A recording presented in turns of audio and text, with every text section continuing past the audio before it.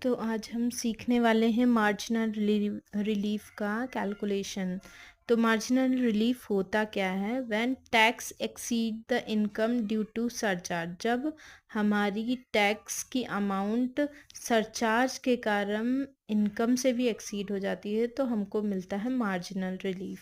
उसको हम समझेंगे एक एग्जाम्पल के थ्रू। देखिए, फर्स्ट एग्जाम्पल हम देखते हैं। एबीसी लिमिटेड एक डोमेस्टिक कंपनी जिसमें टोटल इनकम क्या है? 1 करोड़ 1 लाख रुपीस है। टर्नओवर प्रीवियस ईयर 2021 का है 402 करोड़। अब देखेंगे हम इसमें मार्जिनल रिलीफ का कैलकुलेशन कैसे करेंगे।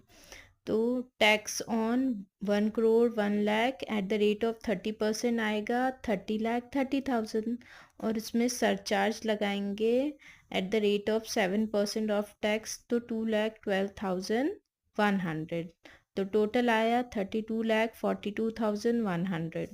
फिर अज्यूम करते हैं हम कि टोटल इनकम इज़ 1 करोड़। तब हमारा टैक्स क्या आएगा? तो 1 करोड़ पे टैक्स लगाएंगे 30% के रेट से तो आया 30 लाख। अब चूंकि ये 1 करोड़ ही है तो सरचार्ज नहीं लगेगा तो सरचार्ज आया नील।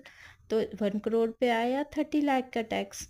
अब हमको टैक्स जो पे करना है tax on 1 crore plus extra income above 1 crore. तो ये आया टैक्स ऑन 1 करोड़ 30 लाख और एक्स्ट्रा इनकम क्या है? 1 लाख। तो अब हम इसका मार्जिनल रिलीफ कैलकुलेट करने के लिए tax on original income minus tax to be paid करेंगे।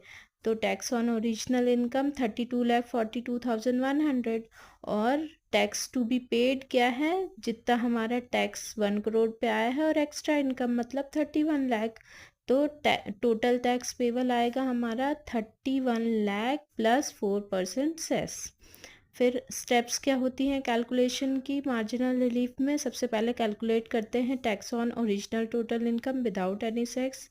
फिर स्टेप 2 में कैलकुलेट करते हैं टैक्स ऑन 50 लाख और 1 करोड़ और 2 करोड़ और 5 करोड़ इंडिविजुअल के केस में। फिर 1 करोड़ फर्म एट्सेट्रा के केस में, 1 करोड़ और 10 करोड़ कंपनी के केस में as per the case without any cess ये कैलकुलेशन होगा। फिर थर्ड स्टेप में आएगा टैक्स जितना पे करना है स्टेप 2 में प्लस एक्स्ट्रा इनकम।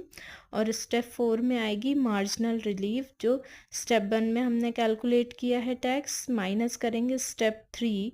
स्टेप 3 में क्या आता है? Original tax minus tax to be paid.